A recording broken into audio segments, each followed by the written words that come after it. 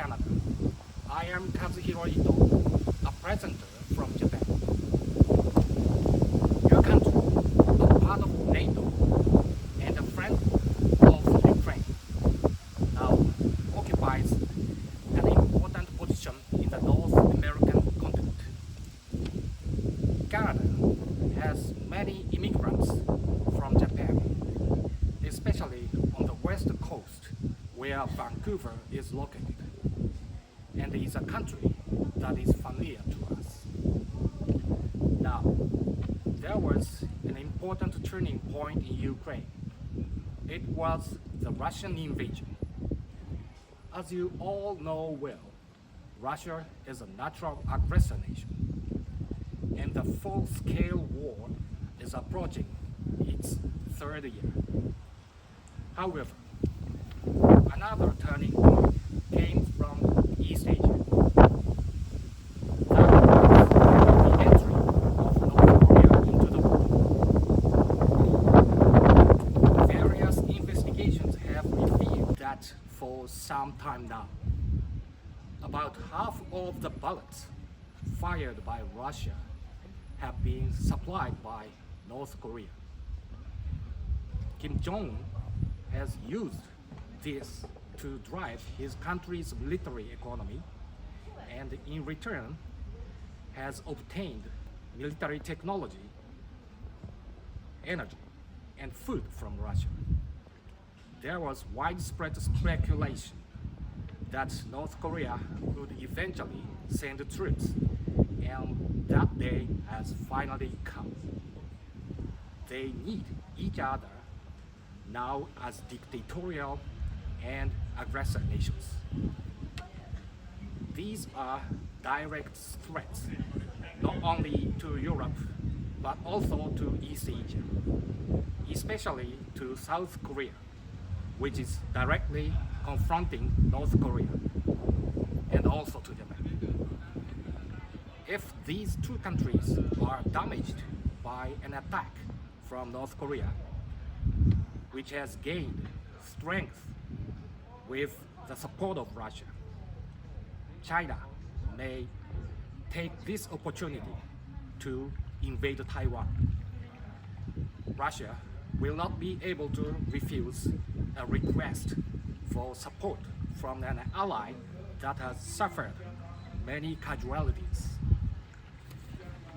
If that happens, we, Japan, will be cut off from the west and the south through the Sea of Japan and the East China Sea, which are choke points in the Pacific Ocean, and in some cases, the entire Pacific Ocean may be in danger.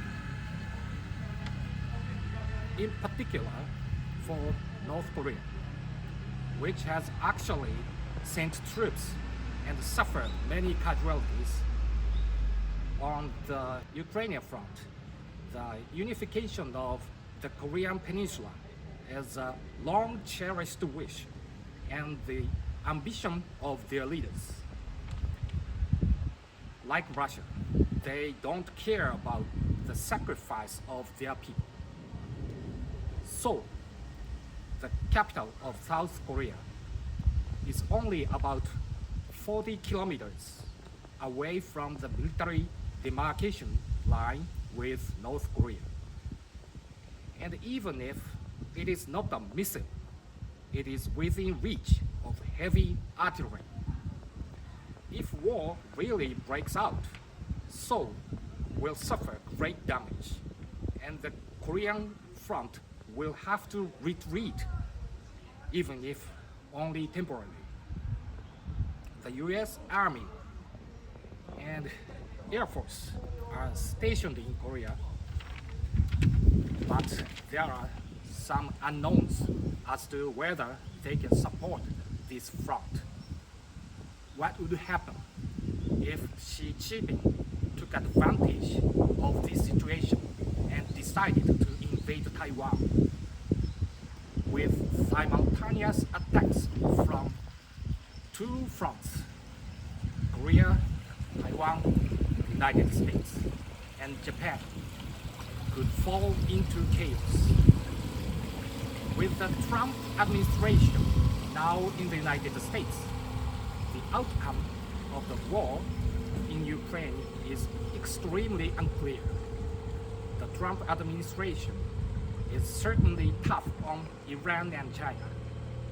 However, there are many speculations that the administration may abandon Ukraine in an attempt to reconcile with Russia. Whether this will be true remains unclear at present. If the Trump administration accurately understands that the crisis currently facing Europe and East Asia, and that it is not a local crisis, but one that will put the entire world in crisis, and continues to support Ukraine more than ever and apply devastating pressure on Russia, then I have nothing to say. However, if this is not the case, perhaps it is time for Europe, Japan, South Korea, and Canada to provide Ukraine with more military and economic support, and if more, even send troops. But our fervent wish is for Russia to collapse and for the colonial nations and peoples ruled by Russia to be liberated, and for peace to last for a century or even centuries. Please take a look at this beautiful This is a district in Japan called Omihachiman City. It is close to Kyoto, prospering through water transportation connected to Lake Biwa and traffic on the highways, with its charming roads of houses, and it's still loved by Japanese people and visited by many foreign tourists.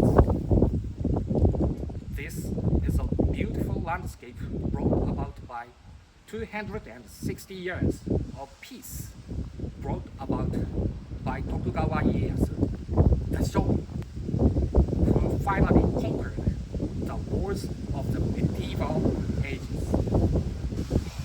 Hope that the colonies ruled by the Russian Federation will free and covered with such beautiful landscapes